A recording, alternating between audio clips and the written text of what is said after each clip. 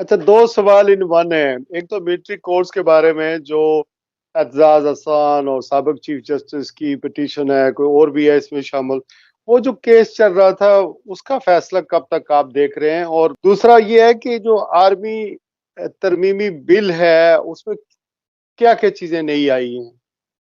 دیکھیں، پہلی بات تو یہ ہے کہ جو سپریم کورٹ میں کیس چل رہا ہے 1 تاریخ کو، اب یہ فکس ہے. اب میرا خیال ہے کہ اس ہفتے یا 10 دن میں، اسی اگست میں اس کا فیصلہ آ جائے گا. اور اس میں انہوں نے ایک لحاظ سے اسٹے بھی دیا ہوا ہے، انڈرٹیکنگ دی ہوئی ہے کہ آپ ٹرائل اس کا سٹارٹ نہیں کریں گے انٹل انلیس کہ سپریم کورٹ کا فیصلہ نہ آ جائے.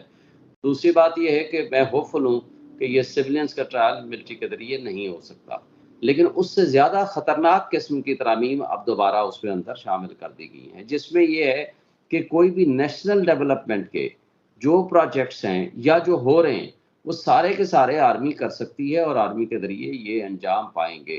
تو پھر کوشچن یہ ہے کہ ہمارا پہلے دن سے جھگڑا ہی یہی ہے، تو سویلین سپریمیسی پھر کدھر ہے؟ اور نیشنل ڈیولپمنٹ کے اگر پروجیکٹس کرنے ہیں آرمی نے تو پھر بارڈرز کی کون ذمہ داری سنبھالے گا؟ پھر وہاں کے حوالے سے کیا پالیسیز کون بنائے گا؟ تو یہ بڑا ایک ڈیفیکلٹ اور میرا خیال ہے مشکل سوال ہے، اور انہوں نے غلط اقدام کیا ہے موجودہ پارلیمان نے. اس کے ذریعے ایک سیاسی اور جمہوری اور جو سویلین سپریمیسی کا کانسیپٹ ہے یہ متاثر ہوا ہے. اور اس کے ساتھ ساتھ دیکھیں نا، آپ اگر سارے یہ کام ملٹری کو آپ سویلین اداروں میں یا نیشنل ڈیولپمنٹ کے پروجیکٹس میں ڈال دیں گے تو پھر جو سویلین انسٹیٹیوشنز ہیں ان کو کیسے آپ اسٹرینتھن کریں گے اور کس طرح آپ تفریق کریں گے؟ یہ نیشنل ڈیولپمنٹ کا پروجیکٹ جو ہے یہ آرمی کو دینا ہے اور یہ سویلین اداروں کو دینا ہے. تو اس میں میرا خیال ہے کہ بہت کچھ کہنے کی. اور دیکھیں، آج تک ایکٹ نہیں بنا تو آج کہ جو ہماری اسٹیبلشمنٹ ہے وہ سپر پاور ہے اور باقی تمام ادارے ان سے اپنی اپنی پاور ڈرائیو کرتے ہیں. لیکن اگر آپ نے یہ انیکٹمنٹ بھی کر دی تو اس کے بعد تو پھر سپر پاور سے بھی اوپر سی بادشاہت کا ایک نظام قائم ہو جائے گا. تو پھر سویلین ادارے تو اپنی افادیت کھو دیں گے، پھر سویلین ادارے اپنا کام پراپرلی نہیں کر سکیں گے، اس سے ملک کو نقصان ہوگا. آرٹیکل 19 اور 19A آزادی اظہار رائے کے بارے میں کیا کہتا ہے اور اس میں جو ترمیم کی گئی ہیں وہ کیا ہے؟ دیکھیں، آزادی اظہار رائے بالکل یہ بنیادی حق ہے، فنڈامنٹل رائٹ ہے کسی بھی سٹیزن آف پاکستان کا، اور کھل کے وہ بول سکتے ہیں. فریڈم آف سپیچ ہے، فریڈم آف ایکسپریشن ہے، رائٹ ٹو انفارمیشن ہے، اور یہ ساری چیزیں آئین نے دی ہوئی ہیں. اب جو انہوں نے ترمیم کی ہے آرمی ایکٹ میں کہ اگر کوئی بھی شخص آرمی پہ تنقید کرے گا تو اس کو 2 سال کی سزا ہو جائے گی.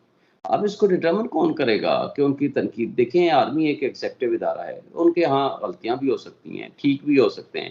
وہاں کے ادارے غلطی بھی کر سکتے ہیں، کوئی شخص بھی غلطی کر سکتا ہے.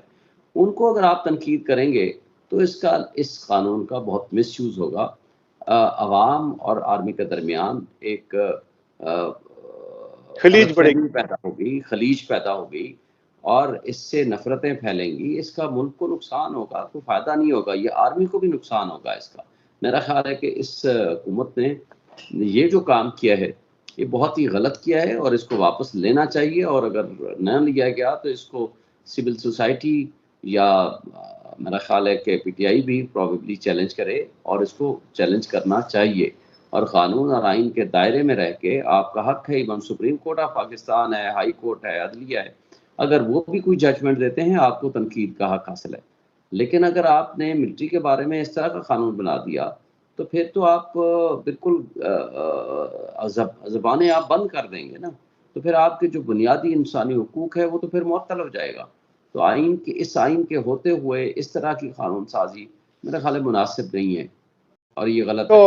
تو آرمی پر آپ تنقید نہیں کر سکتے اس آئین کے مطابق. سے یہ جو آرٹیکل 19 ہے آپ کے خلاف پرچہ ہو جائے گا، آپ کو جیل ہو جائے گی. آئین میں دیکھیں، آئین میں ترمیم نہیں کی انہوں نے، آئین میں ہاں، ترمیم ہو بھی نہیں سکتی کیونکہ اس کے لیے 2/3 میجارٹی 2/3 چاہیے. میں انہوں نے یہ جو قانون میں بل ترمیم، پاس کیا.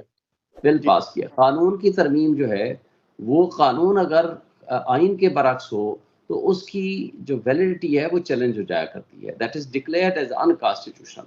تو اس وقت جو انہوں نے ترمیم کی ہے وہ غیر آئینی ترمیم کی ہے، اس غیر آئینی ترمیم کو چیلنج کیا جانا چاہیے اور کیا جا سکتا ہے.